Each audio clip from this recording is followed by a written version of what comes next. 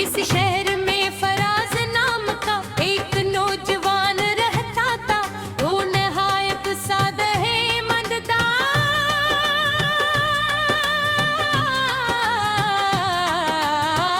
और नरम दिल इंसान था।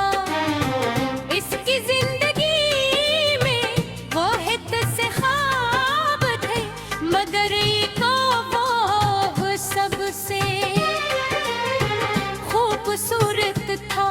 किसी इस इंसान का साथ जो हर खुशी और हर हम में उसका हम सफर पे इश्क आती और यही खूबी ऐसे दूसरों से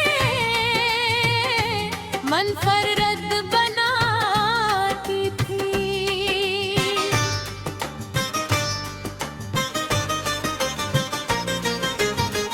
दोनों के पहली मुलाकात एक खैराती किताबले में हुई। फराज एक किताब तलाश कर रहा था, मगर वो आखिरी नस्ख़ ज़ोया के हाथ में थोपी। ज़ोया ने मुस्कुरा कर कहा, अगर आप चाहें तो पहने आप ले लीजिए। फराज ने जवाब दिया, नहीं आप रख लीजिए। शायद एक तौबज आप के लिए लखी गई है। ये मामूली सी गुफ्तगू एक खूबसूरत दानों की एक रगुम गई। वक्त गुजरता गया, नहीं ख्वाब दरमियाल बेहतरा के तूने अब पार खलोस बुरहता गया।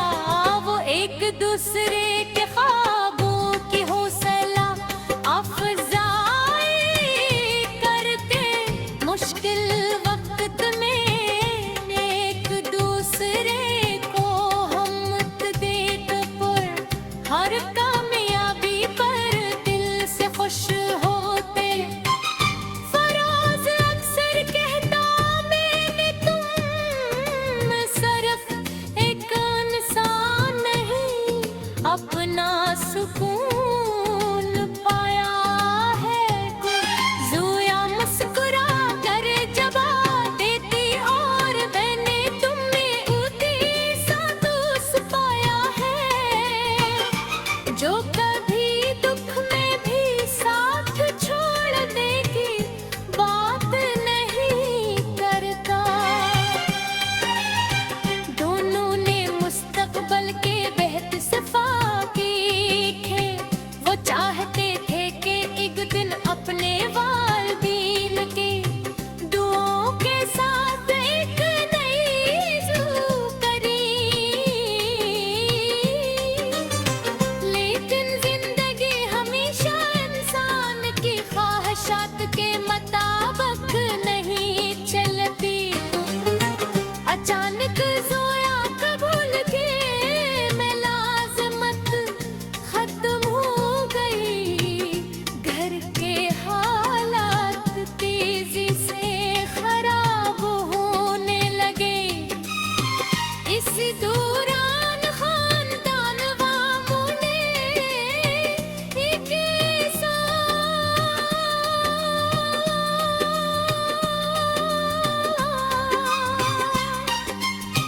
रिश्ता कबूल कर लिया, जिससे माली मुश्किलात कम हो सकती थी।